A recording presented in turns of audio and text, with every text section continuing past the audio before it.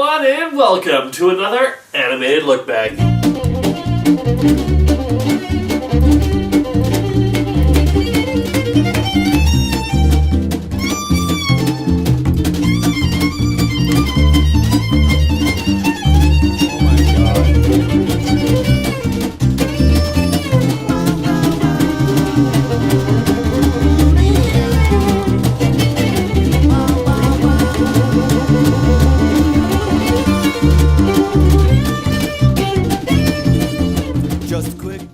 Sometimes there are these films that are just timeless. Like, it doesn't matter how much time goes by, the film just seems to be getting just better and better.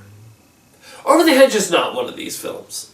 In fact, it's pretty much had the opposite effect over the years. Now, I'm not sure how much of you guys remember this, but when Over the Hedge first came out, it was actually a pretty decently received. Both viewers and critics liked this movie, including yours truly. Heck, even Ebert and Roper gave it 2 thumbs up. But over the years, it really has seemed to sour in the minds of people who remember it, and has felt a lot less love over the years. Well, it's time to take a look back at this animated movie and see if that's warranted, and see if this movie is worth the trip to cross the hedge to see it. So the basic plot of Over the Hedge is we got this raccoon called RJ, played by Bruce Willis. Wait, Bruce Willis? What? What are you doing here in the... Okay, we'll get to that later. But anyway, RJ steals all this food from a bear, but the bear finds him out, and accidentally RJ destroys all the food. But before he's eaten, he says to the bear that he can get it all back for him before he's supposed to come out of hibernation. The bear, played by Nick Nolte, agrees and gives RJ 1 week to get all the food back. Or else, nom nom nom nom nom nom. He comes into contact with this group of forest critters that are just coming into contact with humans for the first time, as their forest has been turned into a little park surrounded by suburbia. What is that? That is an SUV. Humans ride around in it because they are slowly losing their ability to walk. Jeepers, it's so big. How many humans fit in there? Usually, 1. Ooh. He recruits them all into gathering food, making them think that they're going to put it into the log for the winter, and when in reality he's planning to give it all to the bear. The group's leader, Vern, played by Hell Hydra Gary Shandling, is not trustworthy of RJ and doesn't really know what he's up to, but doesn't think he's on the level. Listen, if anybody in this family gets hurt, I'm holding you personally responsible. They're having a good time. I'll take responsibility for that. However, he's also getting pretty jealous because the group seems to stop doing things his way and starts wanting to do things RJ's way. RJ keeps on showing them all the wonders of suburbia, but this one woman who he keeps on stealing stuff from gets so mad that she hires an exterminator to come after them. Alright, what am I up against here? Possum, porcupine, skunk, squirrel, raccoon, amphibian. Reptile. No. Reptile. So let's start with the animation, and I would say at this point in Dreamworks history, they're starting to work out the kinks of their animations. You know, there's a few things that in the older movies that they were just, they just wouldn't look right. And now, true, Shark Tale just came out 2 movies ago, and that, I'm not talking about that right now, but, if it's improved still since then. The shots are starting to look clearer, the characters more detailed and more expressive, and the style of the humor is starting to feel a little bit more like modern Dreamworks. You see, this is exactly why I called the exterminator, to kill them before they get hurt like this. Now, there are still a few things that look a little odd, though. I mean, like, the humans, they look pretty fine, but there's something about them that I feel is, like, a little off. Maybe it's just a little less detailed than something like Pixar, or maybe the style of the human animation doesn't fully blend with the style of the animal animation. I don't know. There's just... However, since the focus of the film is not really on the humans, it's on the animals, that doesn't really bother me too much. I mean, let's just say they look less distracting than Andy did in the first Toy Story movie. Overall, I would say the animation is pretty good and not really responsible for any of the film's shortcomings. No, the shortcomings fall on 2 things, the story and characters. And let's just say that the story is so tired and cliched, and it's just, we're sick of it. At least I am. I'm just sick of seeing this. Now, true, this might have come out where, it wasn't as common, but still, I think that these story elements that they're using were even back then being used way too much. I mean, we got a classic The Liar Revealed story mixed in with a jealous leader.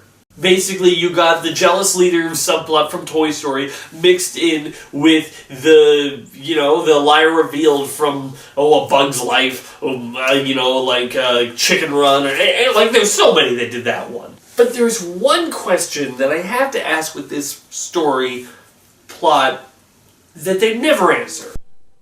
Spidey's, you're cool. Wagon. Time's up, RJ. But I have 6 more days! No!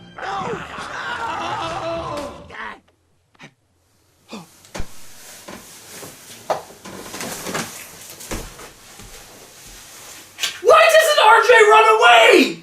I mean, seriously, it's like the first thing that comes into my mind. Okay, you have a week to get all this food for this bear. Unlikely you're gonna get it. Why don't you run away? He's given 7 days to make sure that he can get all this food for this bear. His options are A, find a bunch of animals and make them do it, or B, get eaten, or there's door number 3, or C in this case, run away in one direction. 7 days in a straight line in any direction.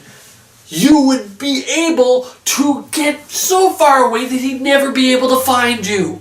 I mean, sure, you lose your old stomping ground, but it's either lose your stomping ground or lose your head. I would move. Now, I'm not saying that the movie should have been RJ on the run. I'm just saying the movie needs to give us a reason why he isn't running away. That's like, they just wanted to ignore that that's an option, that it doesn't even come to RJ's mind. I mean, and they could have done something. They could have either had a scene where even the bear said, "If you run away, RJ, I have your scent and I'll never stop hunting you." That would be reason enough. Or if they had something creative, like, what if this little community was on like a little bit of an island and the only way off was through a bridge, and a bridge that was notorious for animals getting run over, so RJ would never cross it and he can't swim. At least get creative with it. Don't just pretend like option C isn't there. It's there. It's kind of obvious if you think about it. Another head scratcher is that Vern says while they were hibernating, half the forest is gone and that's what's converted into suburbia. While they were hibernating. Okay, how long? Did they hibernate a whole year? Because A, I don't think winter is the ideal time for building houses. Even if this is a place that doesn't get a lot of snow, it still has, squirrels, fire. It's not a desert. It's still a place that's probably going to get some snow. So they destroyed half of the forest and built all these buildings within, 5 months? I don't know what the rest of the world has for regular winter. We got like 6 months over here. But, for just one winter, even in a Canadian winter, that's pushing it, man. But another thing is the fact that this is like their first time coming into contact with humans. What was over these freaky pink primates? They must have come while we were hibernating, and it was awful. They had wheels on their feet, and they had these sticks, and they were whacking me with these sticks like it was some sort of sick game. Are you serious? I mean, look at the map. Look at it. It doesn't seem to be that huge. If that was double that size, you're still going to be coming in contact with humans. But anyways, the biggest problem is, like I said, we've seen this story before. It's been done. I mean, Gary Shandling's character, Vern, is just the stick in the mud. It's like, no, I want to do things the old way. We want to do things the old way. Here, Electra. But I don't want to do things the new way. And RJ's like, hey, I'm the new, energetic young guy. I want to do things this new, more flashy way that's different from your way. But honestly, in the inside, he's also like, I'm lying and I want to take all this stuff for my own so I can feed a bear so I don't die. But I want to focus more on Vern right now. See, Vern's thing, it's exactly like Woody, He's like the old leader and he's jealous of this new hot stuff that's on the scene. But there's one big problem. Gary Shandling sucks. In this movie, at least. I mean, sure, the character is very basic and doesn't give a lot to work with, but all the other actors and voice actors at least give something to their performances that aren't written that well. He just is... I don't know if either he's phoning it in or he's just not right for the role, but he barely gives any emotion in this character. I mean, okay, imagine yourself in a studio. Let's put that down. Okay, you're in a studio and you're behind a microphone and they say, okay, I want you to make a sound effect like you're being hurt. I think most of us could, do something, ow! Or oh! Or we're getting hurt. You can make sound effects like that and that would hurt. Like, that makes it sound like you're hurt. Here's Gary Shandling.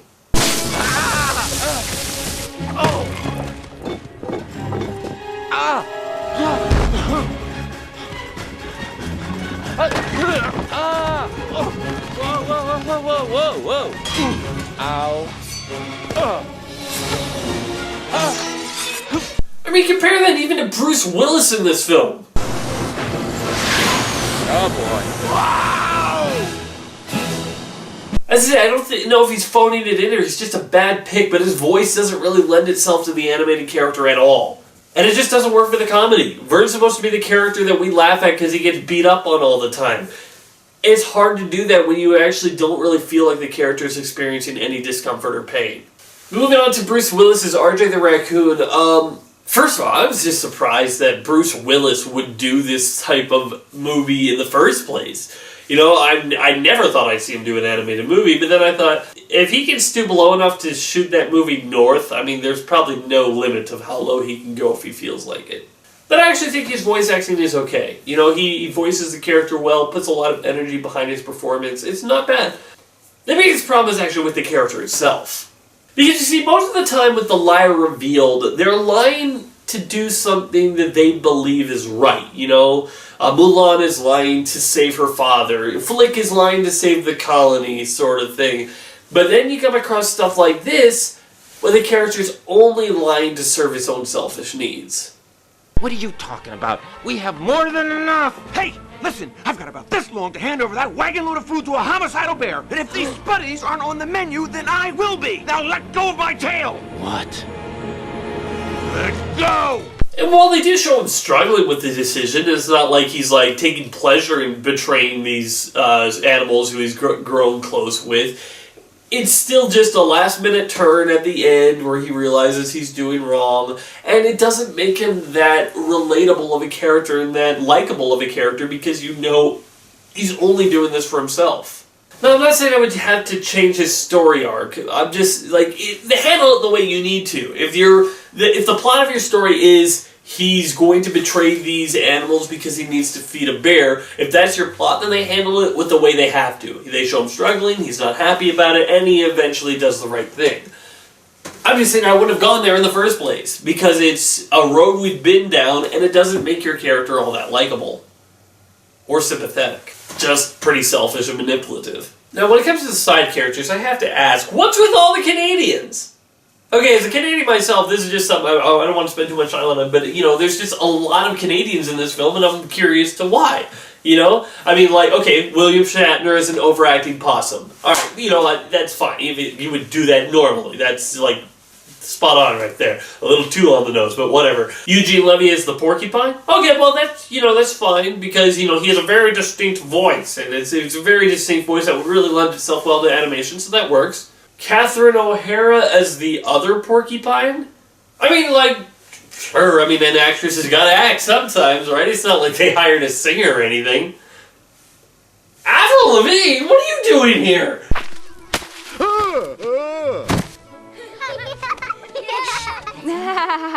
Dad was just snow. But it could have been a predator. Isn't playing dead a little weak? Heather, how many times must I say it? Playing possum is what we do. We die. So that we live. Why? She isn't even an actress, she's a singer! And the possum's daughter is such a nothing role. I think she has 4 or 5 lines in the movie, and most of them are oh, Dad, you're embarrassing me. Dad, you're embarrassing me. I love you, Dad. That's about all of it. It's such a nothing role that it just is such a head scratcher. So I don't know if the casting agent was Canadian and was just really wanting to hire some of our people represent, but I think it was more along the lines that, she was probably more famous. Avril Lavigne was a big deal in the year this came out. Hey Siri, when did Over the Hedge come out? Over the Hedge was released the 17th of October, 2006. You see, 2006 was a big time for Avril Lavigne, I think. I don't actually know. I don't follow music. Moving on. The thing I don't really like about the side characters is they're not fully developed as characters. I don't know exactly what they're all about. I know a little, but it's just more along the lines of I know something about them that's going to contribute in the end of the movie. Stella's all about, I need a man that doesn't have a sense of smell, and I'm ugly and smelly. And then at the end of it, they, beautify her, miscongeniality her, and then, she's pretty, and then she meets this cat, and she likes the cat, and the cat has no sense of smell. The possum is always overacting, but his daughter's embarrassed about him. Well, will the daughter learn to take on the family trade? The porcupines actually don't really have much of a plot. They're the ones that are just more on their own. I think the only side character that really stands out to me is Hammy, played by Steve Carell. You stay away from those cookies. They're mine. Ah! Hey, this guy's not coming, is he? Because I don't want him to. I am a crazy rabbit squirrel. I want my cookies!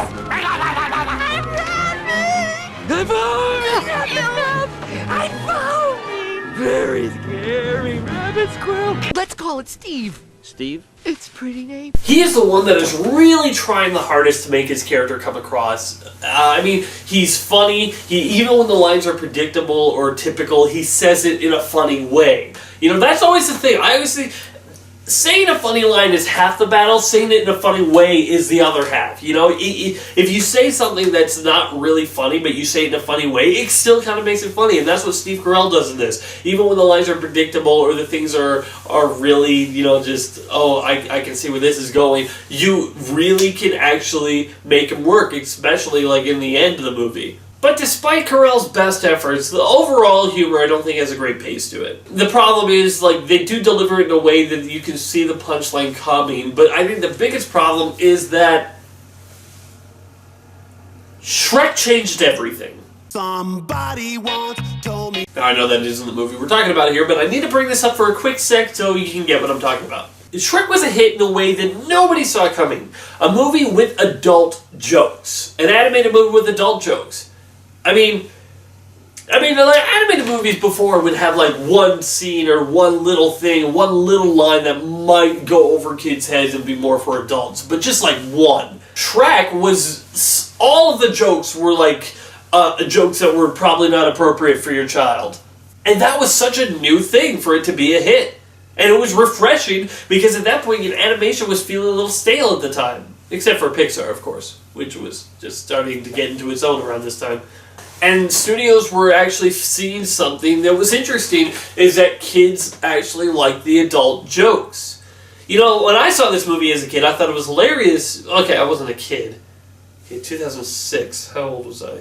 When this came out, I was around 17. So I wasn't a kid, but I was still in that young stage where I wanted my jokes to be more adult and be more mature. And so I was at the age where I could get the joke and think it was funny, but I wasn't old enough to realize how unoriginal and how typical it was. It was just I can't believe they said that. That was kind of the thing. But as an adult now, it doesn't work. Back then, I never saw an animated movie make these sort of references outside of The Simpsons. So it was it was something that was new, and because it was new, I thought it was better than it really was.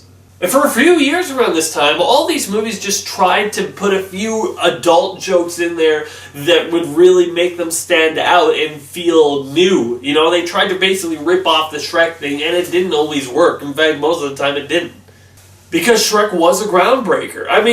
When I think of how Shrek changed things, I think I put this a certain scene from Shrek versus a certain scene from A Lion King. The scene from A Lion King that I'm thinking about is... And I got downhearted. How did you feel? Every time that I... Hey, Pumbaa, not in front of the kids. Oh, sorry. Now compare that versus this scene from Shrek. That must be Lord Farquaad's castle. Uh-huh, that's the place. Do you think maybe he's compensating for something? These films were only 7 years apart. Sure, that's a decent amount of time, but it just boggles my mind, how did we go from censoring the word farted to talking about small dicks? How? Once we crossed that line and it was a hit, there was just no going back, and crude jokes were just going to be a part of DreamWorks movies for a long time. It was going to be the staple that was going to draw people in. You want to help me find my nuts? Very tempting, Hammy, very tempting. Fortunately, DreamWorks has moved past that, and honestly, they're kind of now going in the opposite direction. I mean, you can make it a little bit more adult, guys. The problem is, looking at it now, the tone is just really inconsistent. Shrek was like crude hitting all the way through, where this movie still wants to be for the kids. So every now and then they'll just throw to a joke, but it just makes the tone feel so inconsistent and out of place. I mean, because they come out of nowhere. I mean, on the 1 second it feels like it's a perfectly normal family film, and then... That's just a human being, and they are just as scared of us as we are of them. Now, if a human does happen to see you, just lay down, roll over, and give your privates a good licking. They love it.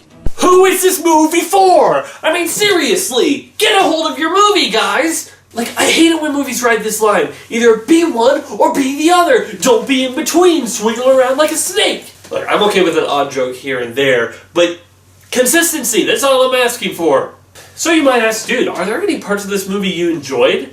Yeah, actually, the climax of this film is a lot of fun. It starts out as like this big car chase where RJ's trying to release all the animals, but the bear is chasing them on the side of the car, and the animals don't want to let him back in because they feel betrayed by him. And so it's like this weird thing where he keeps on jumping into the car and they keep on throwing him out, and then the bear's out there trying to get him. And that's a lot of fun, and there's a couple of really funny scenes in that moment. Hey! No fighting while we're driving! We will turn this van around, mister! He started it. But I like how the movie ends with them running literally on the other side of the hedge, and the bear's on one side, and the exterminator and the crazy lady's on the other, and they're stuck literally in between these two forces that are attacking them, and they end on a really fun and creative note by giving Hammy an energy drink.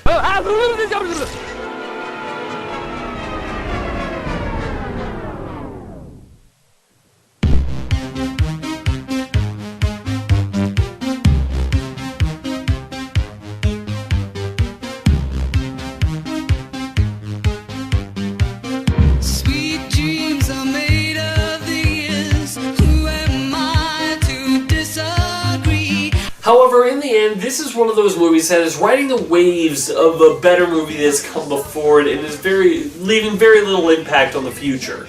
Like, I actually remember having a great time with this film. Now, true, I watched it with a bunch of my friends, and we all, you know, that always has an impact when you're just watching it with a bunch of friends.